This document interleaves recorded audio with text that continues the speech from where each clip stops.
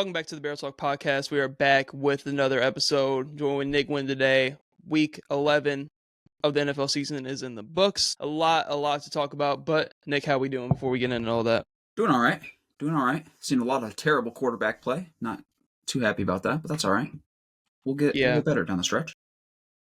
Yeah, we can kind of hop in to some takeaways. Talk about Thursday night. Terrible quarterback play from Justin Fields. But mainly the Patriots, kind of just jumping right into it. I'm just not fully bought in. They've had the easiest schedule in the league. Like, yes, I think there's a point in time where you just like to see teams like take care of business and play who's in front of them, obviously. But we got to look deeper into when we're talking about playoff contenders and who is actually a Super Bowl contender. And I just think the Patriots are a good team. But I don't think they have a realistic chance to win get to the Super Bowl or win multiple playoff games with this roster. I just think they're beating up on a lot of teams that, one, have had either bad quarterback play or just haven't been good. And I think that's been a main contributor to them winning a lot of games and being good record-wise compared to playing actual teams that you'll play in the playoffs. Right. With great quarterbacks. I think I agree. I also think, most Patriots fans, I think, would also agree. I don't think most people see them as a Super Bowl contender yet because we haven't seen them play one of those high-end teams, or a lot of them at least. I am, as of right now, bought into Drake May.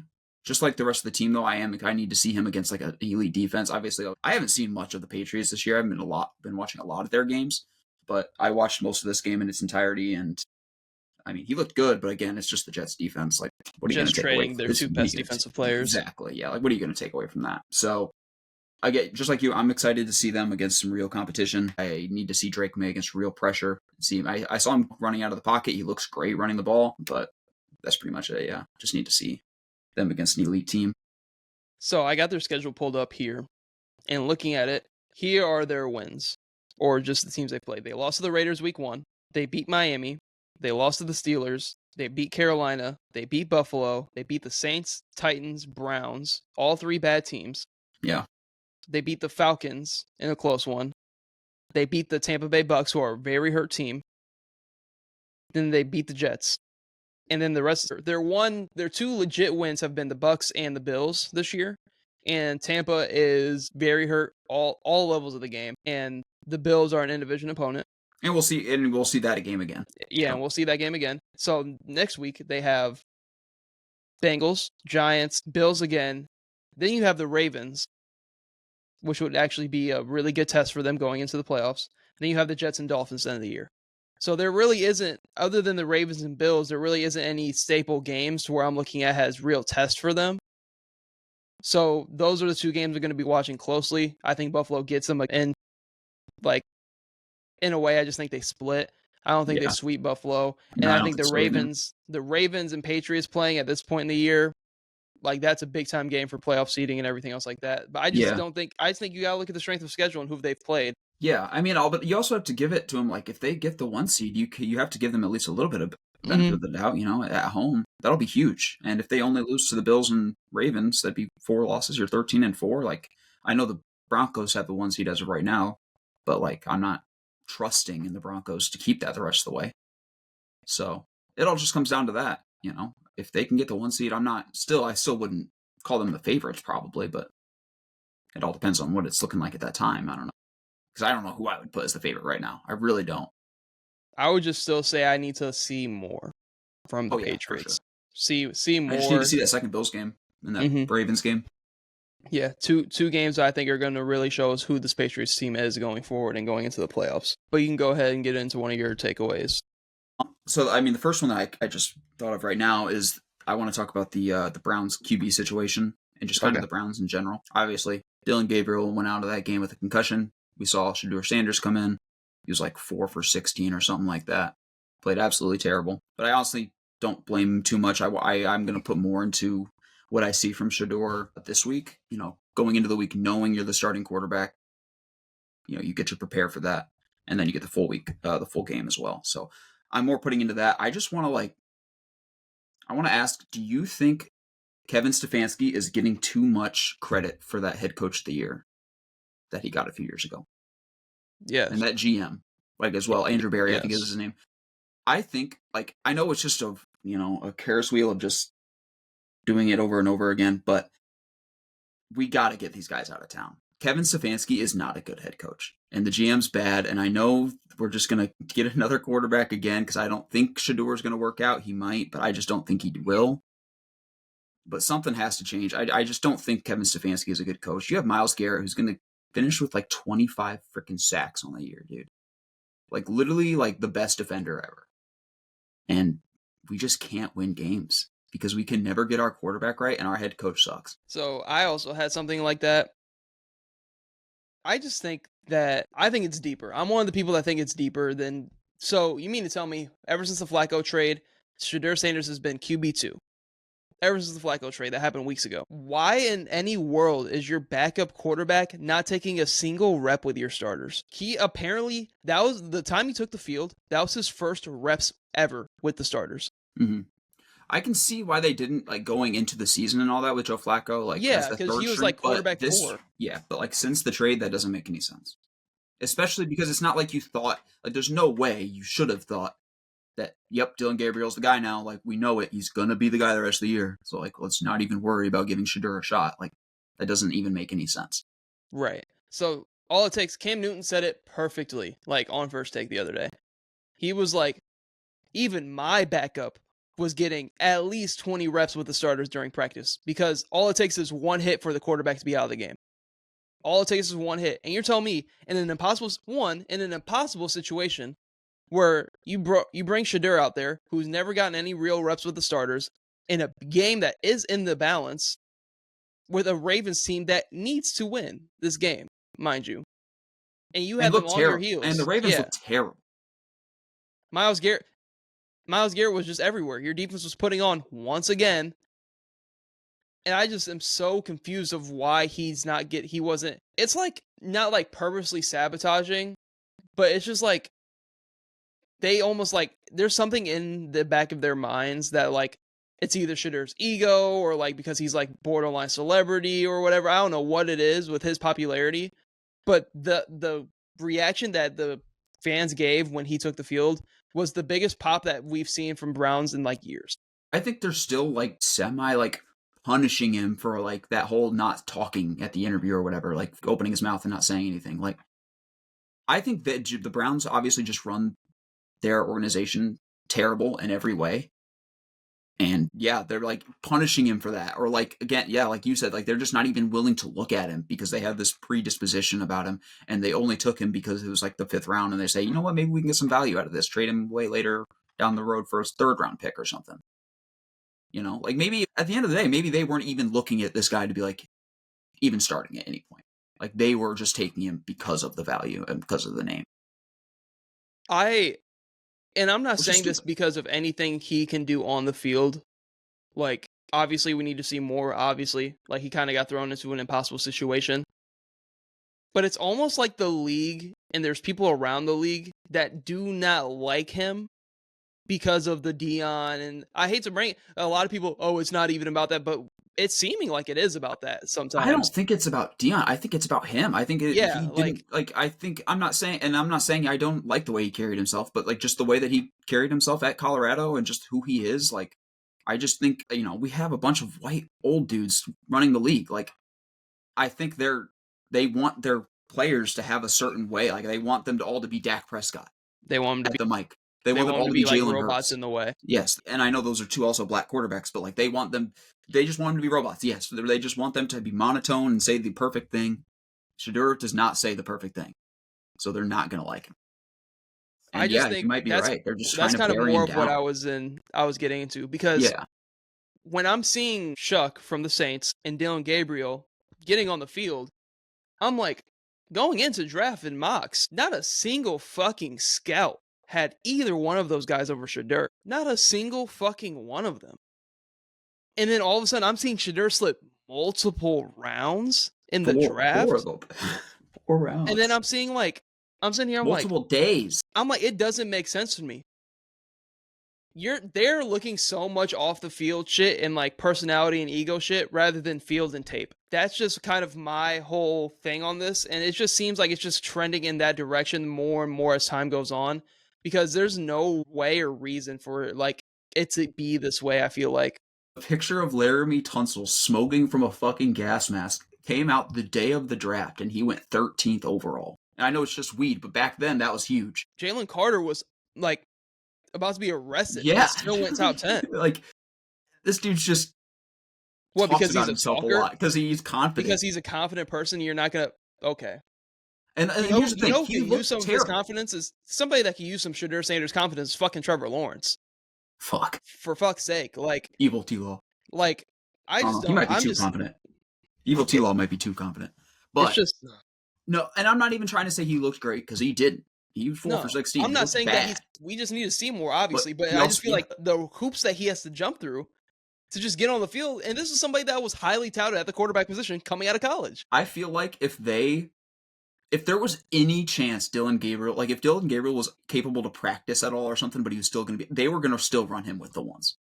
Easily. If it wasn't a concussion, like let's say it was just something else to where like a shoulder injury or something, his non-throwing shoulder, they'd still be running him out there with the ones over fucking Shedeur right now at practice, knowing Shadeur's going to start or something. Like, and I'm not saying that he's this generational player or he's going to be a future starter in this league. I'm just saying from the perspective and what he was coming out of college and everything that he's had to go through, I feel like he's got nothing but criticized for it. The whole he didn't want to go to the Ravens thing.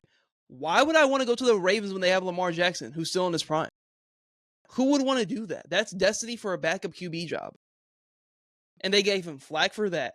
And then they gave him flack for just anything he does about being ready for the moment whenever he starts. He had a soundbite of like he felt like he was the best quarterback in the room, like early in the year, like which honestly, I haven't seen shit from Dillon Gabriel where I'm like Dillon Gabriel's a starter. I saw a nice ass pass, but I ain't seen more than that.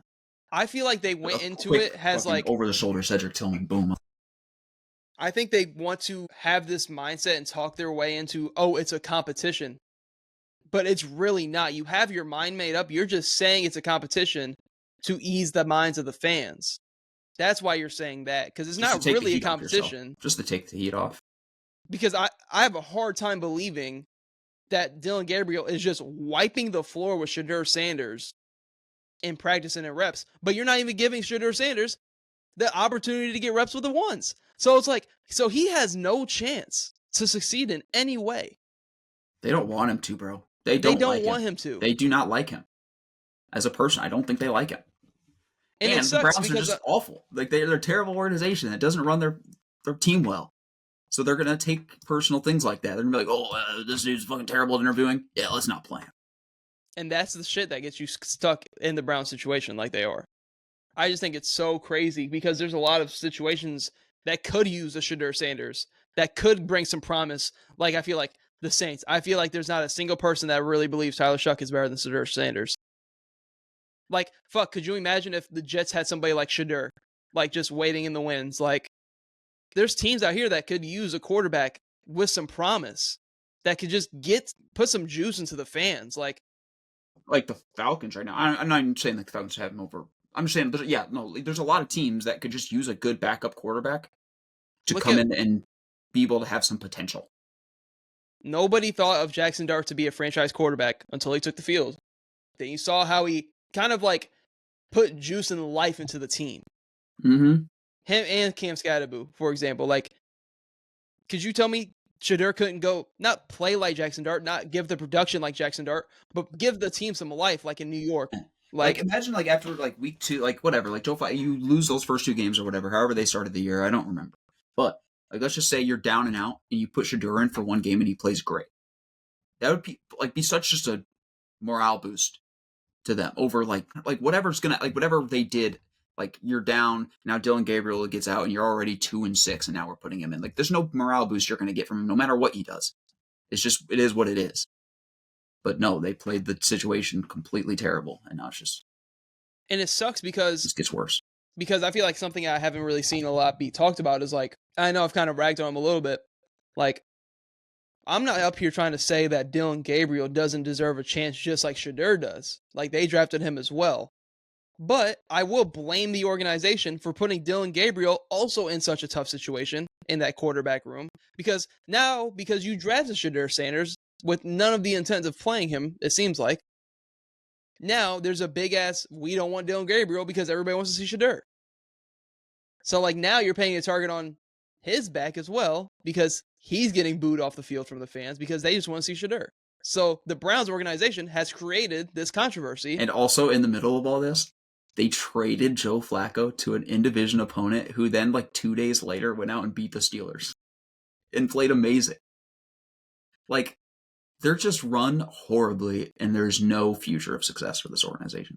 That's kind of just like my takeaways and my point on it. And I can actually pivot into another takeaway because you brought something up about just bringing juice and life into teams. Here's my. The Dolphins should keep Mike McDaniel long term. Here we go. Tua is no longer a starting quarterback in this league.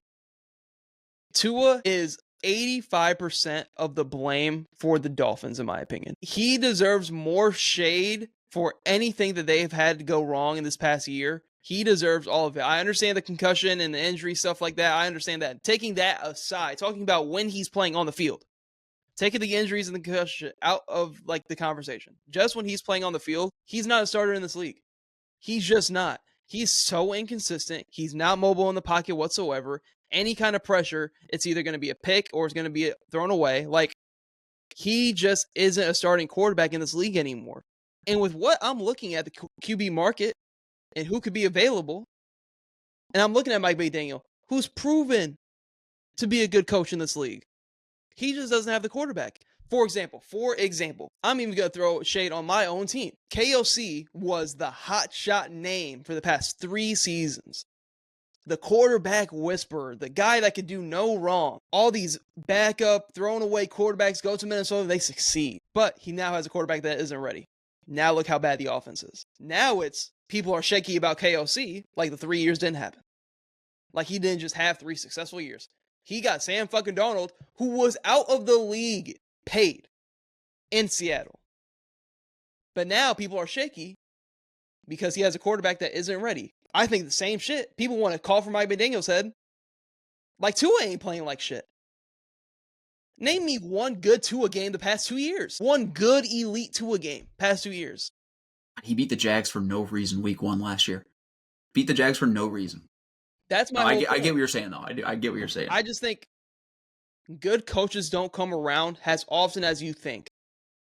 And I think Mike McDaniel, is he this locker room guy like Dan Campbell, like get his troops up and everything else like that? And we'll talk about Dan Campbell calling fucking plays. But like, I don't think good coaches just fall off trees like they think in the NFL. But like, and I think he's a good coach. Is he? Like, I don't know. Like, here's the thing. There's also a different, like, some of the fucking interviews he was putting on early in the season, bro, were insane. Did you see, like, he was like straight up not answering questions. Like, people would ask him something and he would just, it was like he was drunk or something, bro. Like, I don't know. Like, that did steer me the wrong way a little bit. I don't know if he's the coach. I'm willing to give him next year, but I also want to bring this up. This was by far the cheapest we're going to get Tua for the next 5 years. He had a cap hit of $39 million this year. Do you want to guess what next year's is? It's like 60 almost. 56.4. Year after that, 53.4. Year after that, 2028, $65.8 million to Tua. I think that's the only year that's not guaranteed, is that last one. Yeah, that last one's the only one that's not guaranteed. I just think it's a fit thing. Like, I think the offense, when you look at the speed that they have, and the whole thing with Tua was like he's just so accurate in the timing, and we've talked about the timing ton about the Miami offense on this pod. Like, but I think if you had somebody more athletic with a bigger arm, the offense would explode, like how it did when everything first started coming together. When you first got Tyreek Hill and McDaniel came onto the scene. But the thing about the offense is, I know they don't have Tyreek Hill, is the offense has gotten worse and worse because Tua has gotten worse and worse. I don't think the play calling has gotten that egregiously bad over the past 2 seasons. It's just Tua's just regressed and gotten worse. Rather that be injuries or whatever. We've also talked about like how I felt like teams have figured the Dolphins out in a way, in just the offense. But I also think Tua is a part of that. It's an offense that's so built for Tua. Because like we've said in the past, it's very timing based. And also they don't have the guys that they wanted. I mean, you still have Waddle, but they don't have the offense that they wanted. And it's year 3 of this and year 4 or whatever. And people have caught up to it. I just think two things can be true. I definitely don't think Tua is the guy, but I also just don't think Mike McDaniel's the guy. But my main point is Tua is going to be the quarterback next year, and I don't think they're going to run another year of this combo. No. So I think Mike McDaniel's is gone. Sadly. I think yes, because you're always going to pick the coach to go. That's just in anything in sports. Yes and no. I mean, more than often, yes. But like I think this one's special. I don't think it's because they love Tua. I think it's because they're going to have to keep him. Yeah, they're going to have to. Right.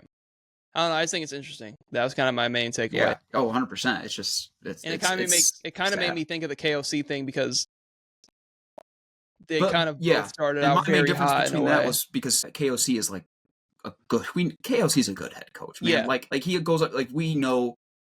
I'm not putting it all on like what you say at the podium, but like there is like coaches have to be good at the podium, right? Like that is sorry, but you have to be good at talking to the media and talking to people and stuff like that, and you have to be able to answer questions about what happened, like why you fucked up. And Mike McDaniel just straight up didn't do that early in the season. I haven't been seeing him recently, so maybe he is doing a better job at it now. But like KOC and him are very different.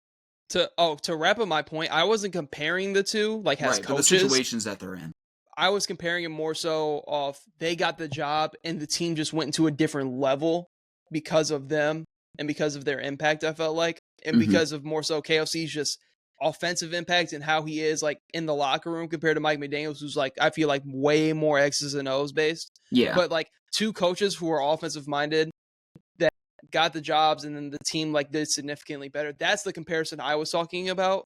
And now where you see the Vikings hit this rough patch because of the quarterback play. Yeah. KOC, people calling for KOC's head.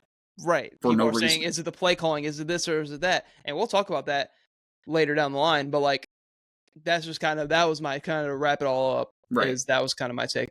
Yeah. Yeah. But you can go ahead and pivot into another takeaway. I watched, just real quick, we're bouncing around a lot. So I kind of want to talk about Sunday Night Football and the Lions. So I guess you did bring up a little bit of Dan Campbell and how bad they looked. I mean, that was just awful. People are going to call for that PI at the end of the game. Like, yes, it was missed or it was called for no reason, but like to act like the Lions were just going to go down and score after that is absurd. That was the worst game I've ever seen of Jared Goff, I think. Definitely in the past like 3 years. And it makes me worry about what's going on with this offense. I think it might just be because that Eagles defense is insane. I know their defensive line was a little bit of a rough patch at the beginning of the season, but I mean, they're insane now. I mean, the pressure's crazy. But I don't know. Interested to see what you think because they don't look good right now. I think this is more the Eagles than the Lions. Mm-hmm. That's just me. Because I just feel like, I don't know, it's kind of like a take. Like, I haven't seen too many teams, like, play good against the Eagles, like, just this year in general. I think we don't give the defense enough credit because the focus is so on A.J. Brown and the offense struggling. Like, I feel like we kind of, like, forget how good the Eagles defense actually is. And these teams are just playing, it's like, they're playing bad for a reason because that Eagles defense is good. Like, the only two teams that I've seen, and we're going to get another peek of it this weekend, is the Rams, who I kind of made this take a couple weeks ago. I feel like they always play the Eagles extremely well every single time they play. And I know the Eagles have won those matchups, but I think the Rams have given them the toughest go out of any team in the NFC. And in Dallas, week one. And that was week one. Like, those are the only two teams that have played the Eagles where I'm just like, oh, shit, they're kind of going, like, band for band right now. Like, offensively, they're mainly the offense against the Eagles' defense is able to really perform still. Like, right. Those have been the only two performances. Other than that, the Eagles have been sound and been shutting teams. They shut the Chiefs down when they played them. Like, they've just been shutting teams down. Like, the Dallas game and the Rams game have been the only teams that were, like, they were moving the ball on Philly. Yeah. Like, that's kind of my argument. It's more so the Lions. And I think it's a matchup thing. It's just because I wouldn't be surprised at all to see the Lions come out and drop 40 again next week. You know, I think they're just really bad against pressure. That O-line is getting a little bit shakier as the season goes on. And, you know, when you can't run the ball and that play action was just dead on Sunday. It's more so when the Lions are not able to get from 1st and 10 to like 2nd and 3 or like 2nd and 4 because of a Jahmyr Gibbs or Montgomery. Like, if they're getting to that 5 to 6, 7 yard pop on first down, you put them in a situation where they're facing 2nd and long, 3rd and long. I feel like that's when it gets scary for Detroit. Yeah, and now you That's, in lose my Sam opinion, when it gets Laporta as scary. well. Yeah. So I don't know. I I'm a think if little you can worried. force them into that, I think that's when it gets very I'm interesting. just a little worried because I think these teams are going to see it. I mean, so primetime teams are going to watch that, and they know now that you have to get pressure. I mean, it's easier said than done. You don't, and not everybody has the guys that the Eagles do, but you know, it makes me a little worried just when a team shows such a bad spot. Like they showed teams how to beat them. Right. So right. It's a little tough. But the Eagles, just talk about them a little. I think they're completely fine. I'm so sick of teams like people only talking about the Eagles offense as if like other teams don't struggle with the exact same things. Mm-hmm. Like, yeah, like Jalen Hurts' deep ball was a little bit questionable on Sunday. But like I still don't think it's like too big of a passing problem, honestly. I do think the Lions have a good defense. I think throughout the course of the end of the year, I think they're going to be okay. A lot of teams are struggling like this. I just think, and I've been a main contributor in our group chat of like kind of on the other side of Eagles talk, like kind of like just on the opposite side of like somebody praising the Eagles. I just think that they've also just keep a spade. They've also just looked like shit at times. Mm-hmm. And I think just because they're winning games, you can't take out the fact that it was a sloppy win. And they haven't really had a whole lot of clean wins this year, like realistically. But then it's like, what team has really had clean wins? Like not a whole lot of teams. Not a lot of teams. Not the a only lot. team has been the Rams and the Seahawks. Really have had clean wins. But I just think until I see like them clean up some shit, I just feel like they're a team that, yes, as good as they are, but they're a team that can get got. Like every team can get got in this league. But I'm just thinking like just because they're winning all these games, there's still problems underneath all those wins at the end of the day. And Nick Sirianni continues to be an idiot on fourth down. And it just continues to not bite him in the ass. I hope he figures it out, because why are we going for that tush push when Jared Goff is literally not moving the ball at all? And you're just setting them up to have a chance in the game. Stop being so ignorant about your fucking tush push and punt the ball. He got so saved because could you imagine if they just threw that ball away against the Packers last week and the Packers went down, tied the game, and won that game? Mm-hmm.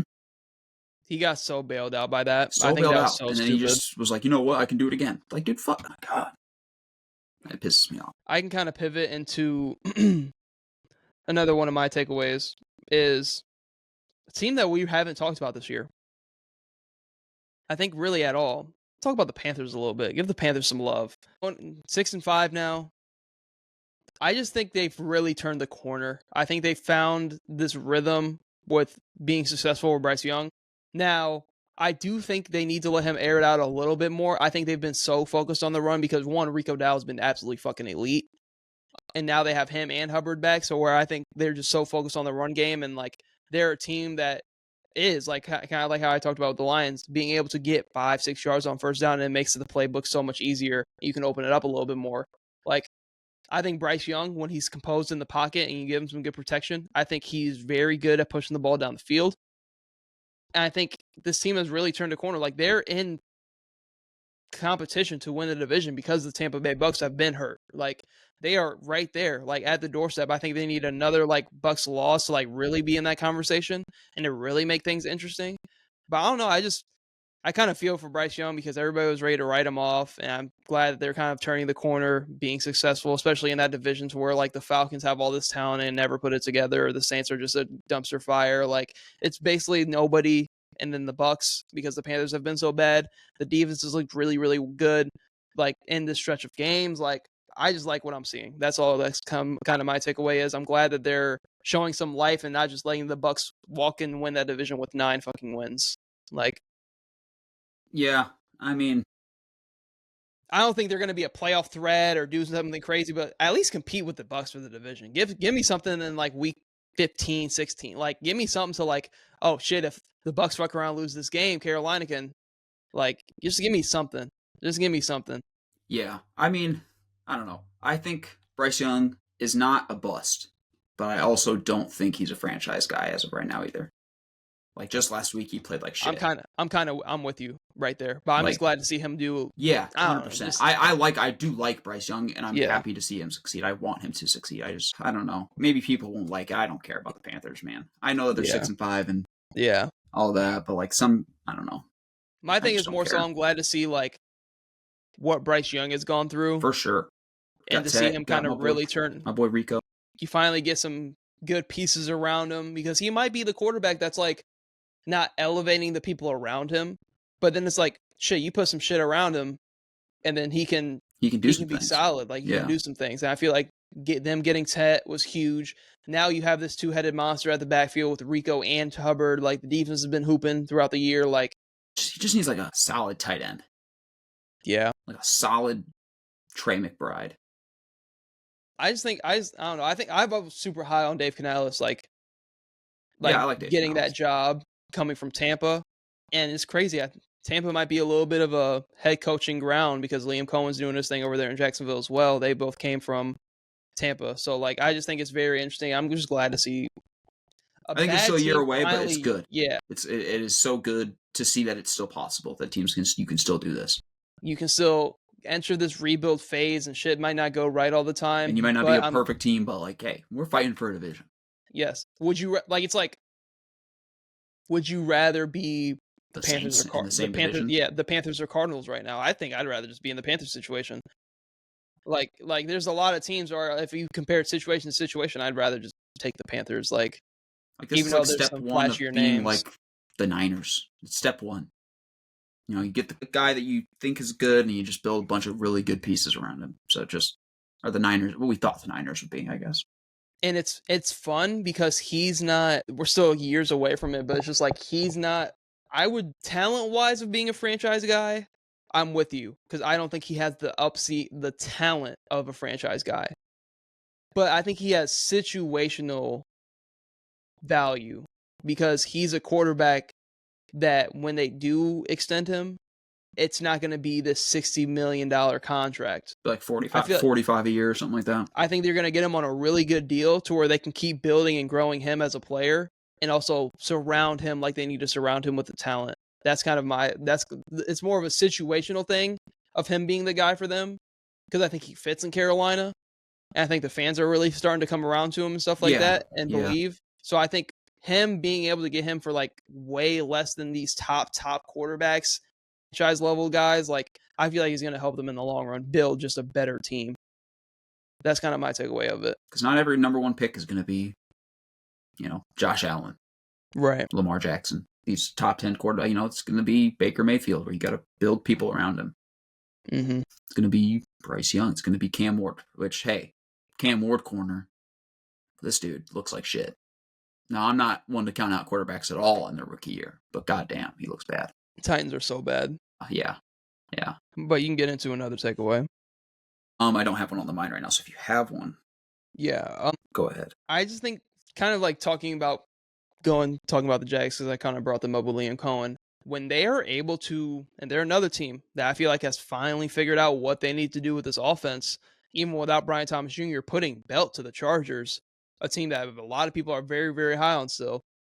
Like, when they are able to just run the fucking ball effectively, they can be in a game with anybody. I think the Jags are the biggest wild card team, like in the AFC specifically, because like you have T-Law who can have a big game, like you have a good run game, like you have a number one receiver in Brian Thomas Jr. I know the trade talks and whatever the fuck's going on, but you have a good offensive minded coach. They have some good wins this year. I think they have this win now where they put belt. They beat the Chiefs earlier in the year on prime time. Like they are in the midst of winning that division. Like still, because who knows what the Colts have the Chiefs this upcoming week coming off of a bye.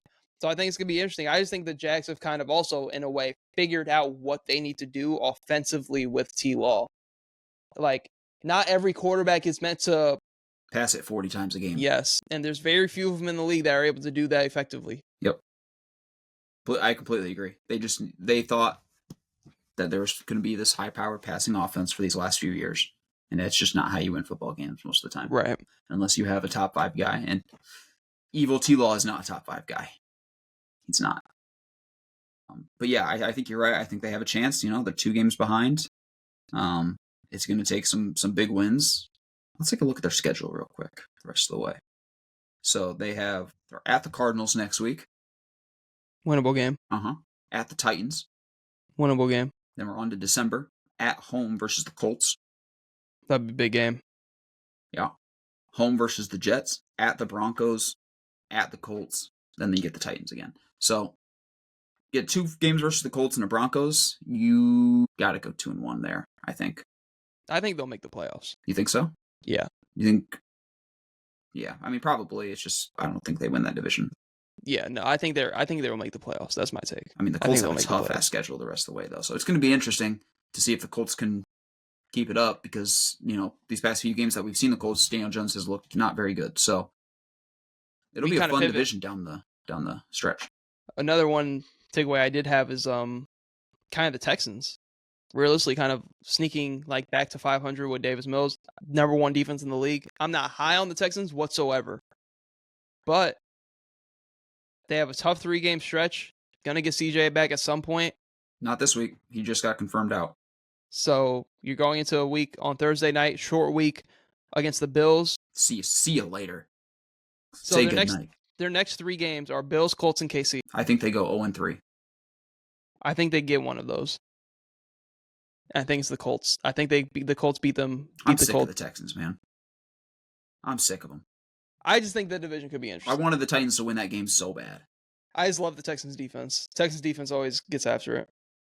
That's all. That's kind of my takeaway. They just get the fuck after it. Their defense is going to keep them in a game. They always will. Well, I mean, hey, one team that they're going to have to do something with is the Chiefs playing like shit, 5-5. I mean, this AFC playoff picture is looking gross, weird.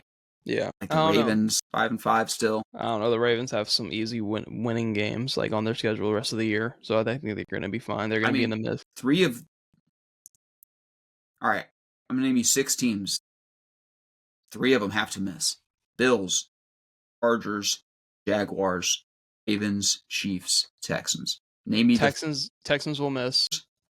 7-4 right now. They're a game over the Jags, but the Jags just beat the shit out of them. I'm going to stay on my take. I don't think the Ravens make it. That division's in 3. Or does KC not make it? It's like KC or the Jags. Yeah. Give me the Jag. I know I just said the Jags will make the playoffs, but when you break it down like that, give me the Jags. It's gonna be fun, but so weird to see down the stretch here. But I thought we'd at least take a look at the AFC. Out of those teams, I think Jags, Texans, and Ravens will miss. I just think KC. I just have a hard time seeing them not make it. And the Chargers are interesting because the Chargers have so many injuries to the line, and they have really no run game at the moment. I mean, they have a tough-ass schedule, too, after. Yeah, so it's going to flip a coin between, I think, Ravens, Chiefs, or Chargers. One of those teams is obviously going to miss. Yeah. I think only one of those teams make the playoffs. Ravens, Chiefs, Chargers? Yeah, I think only one of them makes the playoffs. And the Chargers have a 2-game lead on both of them. Yeah, so but it's also the Chargers are probably the most hurt team out of the 3. Exactly. They have a kind of gauntlet down the end here. Eagles, Chiefs, Texans, Broncos, Cowboys. I know the Cowboys ain't good, but that offense can put up points. Name it again. Eagles at the Chiefs, at the Cowboys, Texans at the Broncos. That's their last 5 games. I think the Chargers might be cooked. That's after a easy game against the Raiders next week. Kind of needed this one against the Jags this weekend. Yeah, and they got destroyed. So I don't know. I'd go the Chargers missing, but they have a 2-game lead, so it's the Chiefs and Ravens have got to really get going here. There will be a game, kind of like last year, where it was Minnesota or the Lions for the 1 seed. I'm not saying that magnitude in that division, but there will be a game in that last week that gets flexed to primetime that is going to be for some seed. Yeah. Of course, it's going to be for some playoff seeding or whoever wins gets into the playoffs, whoever loses is out situation. Where I think we see that on Sunday night in the last week. Colts, Texans, week 18. Ravens, Steelers. That game right there is going to be something that either gets the Jags the division or gets them out of the playoffs or something crazy like that. Right. Chargers, Broncos, week 18. Seahawks, Niners. This down the stretch is good. It's looking like it's going to be a. And we can actually pivot because I have another takeaway on that. Is kind of really just talking about the NFC side of things. One of my takeaways is that I think the last seed in the NFC. Yeah, I know they're winning the division right now. I don't think they're going to win the division. I think the last seed in the playoffs for the wild card will be decided by the 49ers or the Bears. I think those are the two teams that will get that last spot in the playoffs. That was kind of my pivot to kind of going into talking about the NFC side of things in the playoffs. Yeah. I mean, God, the Bears keep doing it. I can't believe in it, man. I can't. There's too many close games. But, I mean, if they're winning the division as of right now. I think Detroit still wins the division. You think so? Yeah. They still have 2 games against the Packers, and then that week 18, the Bears play the Lions potentially for the division. I don't know if the Bears will be in it at that point, but I mean, I just think the last seed will be decided between the Niners and the Bears. One of those teams will miss. You think the West is going to send 3 Rams, Seahawks, Niners? So then either the Packers or Lions Packers miss out in your book. I like it.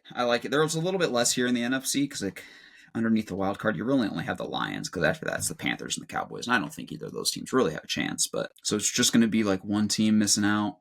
As of right now, I'd pick the Bears, sadly, to miss out. But yeah, I don't know.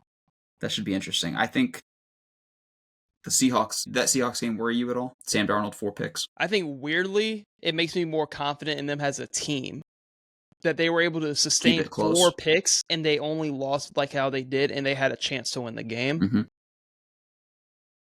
Does it make you worry me about Sam Darnold? Not really, because these are the same questions we've been having about Sam Darnold like for the past year, ever since he had the resurgence in Minnesota. Is like in the big games, like can he perform and can he make it happen? So now we're looking at a 3-game sample size versus the Rams. Last year, Minnesota in the regular season playoff game, and then now with the Seahawks, 3 games where like it might just be a bad matchup for him. Like, but they've been great against every other team, like in the league. So it's like I don't think I'm gonna jump off this Seahawks praise that I've kind of been giving over the past couple of weeks because I've seen nothing new that I didn't know about going into the last week, and the team was able they have a complete team over there. Like the Rams were good. Obviously, Stafford's been great all year. He's probably the MVP leader right now. They're going to win the division. I think they should be the favorite to come out of the NFC right now. But it's just like in the same light, I'm just like, I'm not crazy worried about the Seahawks because I already had these concerns going in. The only concern with the Seahawks is legit if Sam Darnold performs in the big moments and big games. But I think it might be trending more towards like a Rams thing because now this is a 3-game sample size where he hasn't played it against the Rams. But then you like hoops against I don't know. I don't know. I think I watched that whole game. I think I watched like every snap, dude. And it was so weird because everything was working early on, but like he threw that first interception, but like besides that interception, all the other things were working. And then everything started to fall apart. Like they couldn't react. They couldn't switch things up. I think they couldn't punch it in when they got to the red zone. They couldn't get it in, and then they also went away from their game very quickly. JSN after the first half, I don't know what he did in the second half. It wasn't much. I know he had something down the stretch, but like they completely went away from what was working, and like they just kept trying to just throw it downfield. Like they were trying to find Cooper Kupp a lot, and I get why you're trying to find Cooper Kupp, but Cooper Kupp is not who he used to be, bro. I'm seeing Cooper Kupp just stand around, bro. Like I think they lost a little bit of faith in their defense trying to push it so far on offense, but their defense kept getting stops. Yeah, like it's not like the defense was getting ran down the field like every time. Like the Rams have a really good offense, but the defense was standing. Yeah. And they were getting stops. But I think the Seahawks overthought it and wanted to push the ball too much downfield. Like they were trying to get back in a game that they were still in. Yeah. Yeah. It's like they thought they were down way more than they were.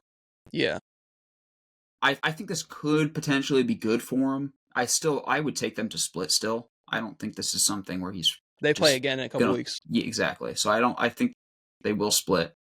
I don't think this is all like Sam Darnold can't beat the Rams thing. I really don't. I think they got good pressure. He went outside of his game. One of his interceptions really wasn't his fault. I know that was 1 of 4, so it's not a great thing to say, but I just think like this might be good for him because everything was so quick. Everything was so easy for them throughout this whole stretch of the year, and they didn't respond well to to any of the woes that they had going on in that game. But I think this will help them at least be able to look at it. If that head coach, I can't remember the head coach's name right now. It's his first year, but like if they go into it and actually, learn how to react and how to switch things up mid-game and maybe like not overreact as much to what they did, like with thinking that they were down so much, I think it could be good.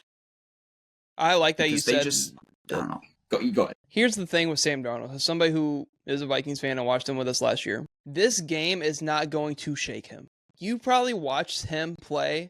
Well, he had all the shit in New York, all the shit early on in his career, right? Gets to Minnesota, everything's going fine and dandy all year. You win however many fucking games. And in your 2 biggest games of the year, it's a dud. With the Lions game, and then you have the Rams game. And then you come out with the Seahawks, new situation. A lot of people have question marks on you, and you still come out balling. Pretty much in the MVP. He's not in it anymore, but you were in midst of top 5, 6 MVP candidates at one point this year. Like, you were still hooping. So this loss, I don't think shakes them at all. Like you said, you still have a opportunity to split. You're still within winning that division. I think it's just tough because the Rams are just such a unit offensively with Stafford, where it's going to be tough. But I think you split with them, that you put yourself right back in the conversation to win the division. The Niners are still just lurking around. So I think it's going to be interesting. In no world am I out on the Seahawks at all. Not at all. I don't think I am at all. No, I think they're going to be fine. People are going to overreact and be like, nope, Sam Darnold can't do it. This is just showing him another thing of him not being able to do it. I really just don't think that's it. I think they got away from their game plan very early in that game and didn't know how to respond to being down to a good team, I guess. But the defense is so good. The defense played amazing. If you would have told me the stat line of Sam Darnold before the score of the game, Jesus Christ, they lost by 3 touchdowns. I was like, the Rams just killed them. But no, you're telling me they had a chance to win the game off a field goal? They were dominating time of possession. It's just they were getting the first downs. Just they'd get down there and Sam Darnold would throw a stupid pass or they'd rush him. The Rams were getting a lot of pressure, so they were just making him process things faster. Guys weren't getting open. Again, I think they were trying to force feed Cooper Kupp at some points, and that's just not something you can do in 2025. No, I get it. But no, in no world am I out on the Seahawks. We can kind of talk about, we've kind of gotten to all of my takeaways. The last one I had was just talking about KC. Now they're in a situation to where that was a big time loss because now you got swept by Denver. So now I think winning the division is out of the question. Now you're going to have to fight through the wild card. Looking at their next 4, they have the Colts this week. Big time game, more of a prove-it game for the Colts than anything for the Chiefs, in my opinion. You got the Cowboys, Texans, and Chargers. Those are their next 4. You got to go 3-4 in that stretch. Got to go 3-4. Got to go 3-4 in that stretch. If they go 3-4, they're done. They're dead if they go 3-4. They have to go Oh no, I meant you have to win 3 out of the 4. Oh, sorry. I was wait a minute. Yeah, I worded that wrong. My fault. You have to win 3 out of the 4. At least 3-1 in that stretch. I don't know why I worded it that way. It was only because they have 7 games left exactly. I was go 3-4. Yeah, no, 9 games. That's what I meant. Got to win 3 out of the next 4 games. Heard. Yeah, no, you're completely right. Completely right. Yeah, it's going to be tough. They didn't look great. They had multiple chances to win that game.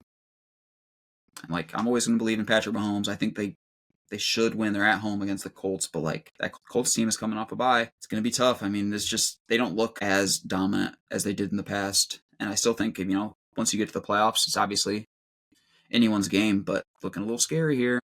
I'm going to go with here's how I think it goes for them. I think they beat the Colts. I think they lose to Dallas. And I think they beat the Texans, and then they'll get the win against the Chargers and split with them. I think that's those. I think Dallas beats them after they beat the Colts. I know Dallas is in a tough stretch too. I, for some reason, have a feeling they might lose to this Colts team. I don't know. I gotta see. It's gonna be an interesting matchup because it's a prove-it game for the Colts. Yeah. That game's at noon. Yeah. And if they do, I think if they were to lose to the Colts, they'd come out and destroy the Cowboys, destroy the Texans, destroy the Chargers. They'd probably go on a run after that because they play the Titans after that. Then you play the Broncos again. That's obviously that'd be the only last big game on the schedule. So. Oh, so they didn't. So they do play Denver again. I thought they already played earlier in the year. No, yeah, they play Denver again. Okay. They play Denver week 17. So it's going to be interesting. God, it's on Christmas night. That would be interesting. It'd be a sloppy 13 game. Huh? But, that is all kind of the takeaways I had. We can kind of get into power rankings and then predict week 12. So, for the updated power rankings going into week 11, at 1, we have the LA Rams. 2 Philadelphia Eagles, 3 New England Patriots, 4 Denver Broncos, 5 Detroit Lions, 6 Indianapolis Colts, 7 Seattle Seahawks, 8 Buffalo Bills, 9 Jacksonville Jaguars, and at 10 we have the San Francisco 49ers. Now getting into our week slate, we can start out with Thursday night, Bills at Texans. Oh, I got the Bills. Davis Mills again, I can't. I'm also going the Bills. Then, what game we were just talking about, Colts at Chiefs. Yeah, I'm going KC. I just said it. I guess I'll go with the Colts. I'm going KC at home. Colts to win this one. I don't think Daniel Jones has a travel to Arrowhead big time game for the Chiefs win in him. Nope. Seahawks at Titans. Big bounce back for the Seahawks. Yeah, I think the Seahawks They might win by 30. Yeah. Vikings at Packers. First time they've played this year. Packers. If the Packers lose this one, it's over. Then you are. Then we got big problems. This would be a bigger win for the Packers and the Vikings. This would for sure. Wait, what? This would be a way bigger, much more needed win for the Packers than the Vikings. I mean, both. I mean, the Vikings need it to stay in contention. It's huge for both. Because like if the Vikings lose this one, they're probably out. But but we're talking about the Packers trying to win a Super Bowl compared to the Vikings just making the playoffs. Exactly. But I could go on. Jets at Ravens. The Ravens. Tyrod's playing. I'll take the Ravens. Giants at Lions. Jesus, I mean Lions. The Lions, big bounce back spot. Steelers at Bears. Hopefully Rodgers plays. Damn. I guess I'll take the Bears.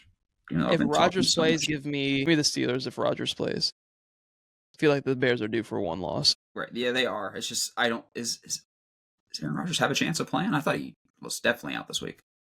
Well, if he plays, give me the Steelers. If he doesn't, give me the Bears. Right. Patriots at Bengals. Yeah, I'll go the Patriots, but sneaky good game. Yeah, this would be a sneaky good game. Give me Bengals need it, man. They do. God, they do. The Bengals need it. Can Joe Flacco put on for the gang one more time to keep them in playoff contention? Give me the Bengals. I think the Patriots are due. They are. Patriots are due for one. Give me the Bengals. Probably the worst game, like Browns at Raiders. Shedeur. Give me the Browns. I mean, Shedeur might be the better quarterback starting this game. You know what's crazy about this is if the Cowboys defense was able to get pressure, I don't even want to know what Myles Garrett and the Browns defense Geno Smith about might to be do. dead by the time this game gets over. Yeah, so give me the Browns. Give me a Shedeur Sanders win on the road. Yep. Jaguars at Cardinals. This is where your Jaguars take you just goes out the window, or the Cardinals win by fucking 2 touchdowns. That's what I was thinking. This is a stupid Jags loss. Yeah. That would definitely fucking happen, but give me the Jags. Give me the Jags. But this is a stupid. I'm saying this right now. This is a typical Jags letdown spot where T-Law, they're favored 2 in this interceptions. game. Yes, shit game. Jacoby Brissett throws the ball 40. Yes, bro. Like no, give me the Jags, but. If they lose, you heard it here first. But don't put your money on it. Yeah, don't put your money on it because the Jags could fuck around and lose this game. Eagles at Cowboys. We have Quinnen Williams now and Logan Wilson. Yeah, give me the Eagles. You know what? Dallas needs it. Eagles are due. Give me the boys at home. Big time win. Kept it really close week 1. Mm-hmm. Should have won. I think your defense has improved. Give me the boys. Offense give me the boys a split. I love. Give me the boys a split. Falcons at Saints. Kirk Cousins at the helm once again. Give me the Falcons. The Saints are favored in this game. That's sickening. Give me the Falcons. Yep. Here we go. Sunday night. Bucks at Rams. Give me the Rams. Sadly, Baker will try though. Dude, the Rams are so good. Yeah, give me the Rams. Are so hurt. Give me the Rams. This would be a great for Seattle and the Niners. They would love if Tampa was able to knock the Rams off. Absolutely love it. Mm-hmm. But then Monday night, weird Monday night game. Panthers at Niners. Oh my God, Panthers primetime game. Yeah. When's the last time we've seen this? Cam Newton was playing. Yeah, give me the Niners. Take them back off front. This would be like This would be sick if they won, because they would. I mean, if we think the Bucks lose, they'd be taking over the division. It'd be sick. But I didn't even want to see it. I'm gonna be too tapped into Monday Night Football and be like, man, am I low key rooting for the Panthers right now?